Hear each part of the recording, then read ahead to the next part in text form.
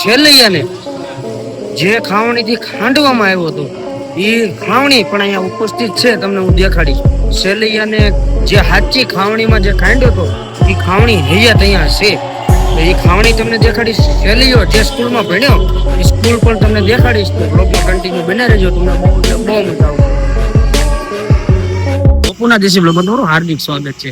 પણ થાકી ગયો છું એટલે એડજસ્ટ કર્યું. અત્યારે આપણે ક્યાં આવ્યા છીએ?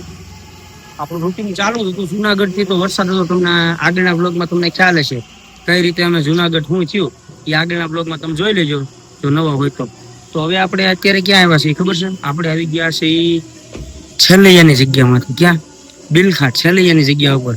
તો એની જે વસ્તુનો જો કેમેરો અલાવ હશે ત્યાંના બધાના તમને દર્શન કરાવીશ. તો આ પણ બ્લોગમાં કન્ટિન્યુ બન્યા રહેજો. હા, મારા ચેનલ ઉપર નવા હોય તો લાઈક, શેર, સબસ્ક્રાઇબ. દેશી બ્લોગ ને સબસ્ક્રાઇબ કરી દેજો, લાઈક કરજો અને કોમેન્ટ કરવાનું ભૂલતા નહીં. તો ચાલો હવે તમને છેલ્લૈયાની જગ્યા તમને દેખાડું, તમને દર્શન કરાવું.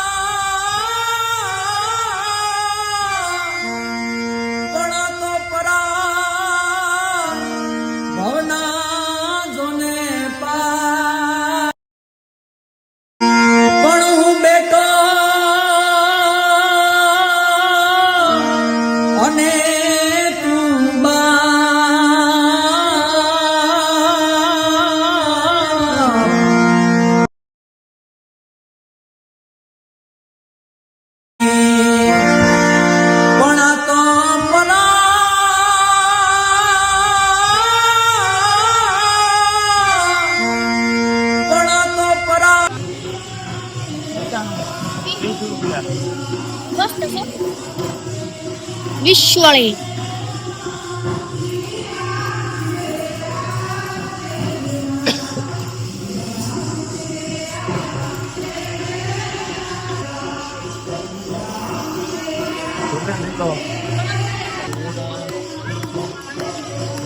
તો અમારો કૃષિ હોય તે જો રાધે રાધે કરવા માંડ્યો છે.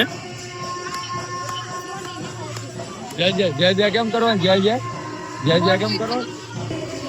તો ફાઇનલી અત્યારે આપણે બિલખા આવી ગયા છીએ છેલ્લૈયાની જગ્યામાં. તો હમણાં આગળ જો અખંડ ધૂન અહીંયા પણ રહે છે, એના પણ તમને દર્શન કરાવીશ. તો આ પણ બ્લોગમાં કન્ટિન્યુ તમે બની રહેજો, મજા આવશે. અને રાતના વાગી ગયા છે 9, 9:30 થઈ ગયા છે.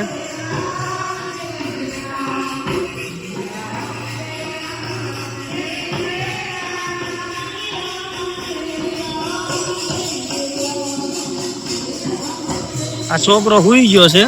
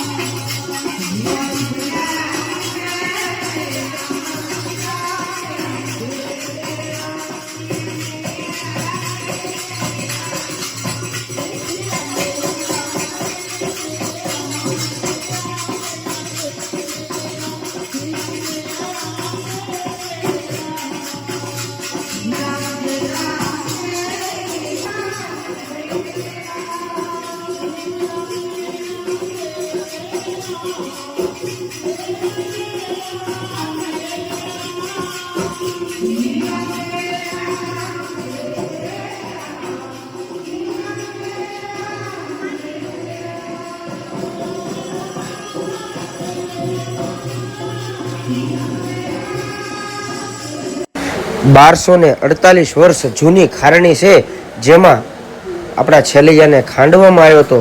આ એ જ ખાવણી છે. તો તમે એના દર્શન કરો.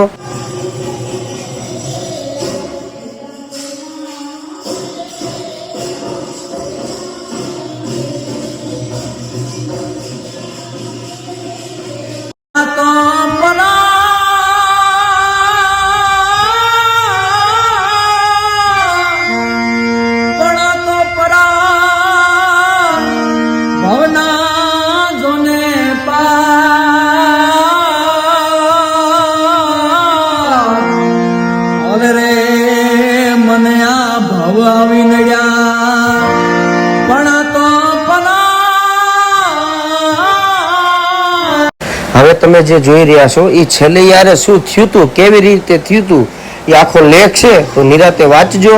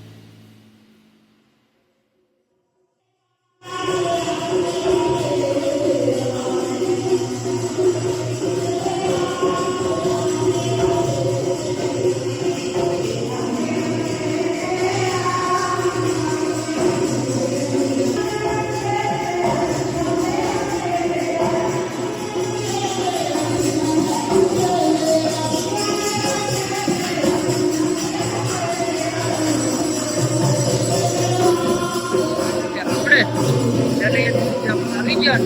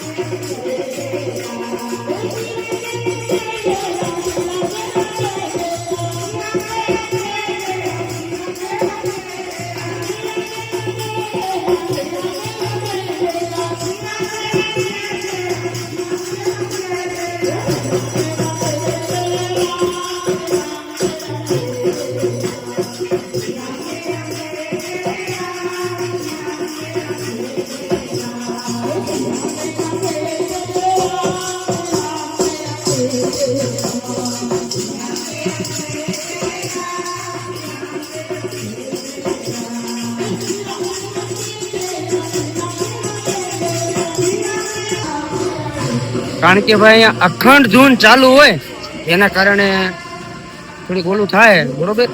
તો હવે જે છેલ્લૈયાને જે ખાવણીથી ખાંડવામાં આવ્યો હતો એ ખાવણી પણ અહીંયા ઉપસ્થિત છે. તો ચાલો મિત્રો, હવે જે તમને હું દર્શન કરાવવાનો છું 1248 વર્ષ જૂની છેલ્લૈયો જે ખારણીએ ખંડાણો હતો એ ખારણીના પણ તમને હું દર્શન કરાવવાનો છું.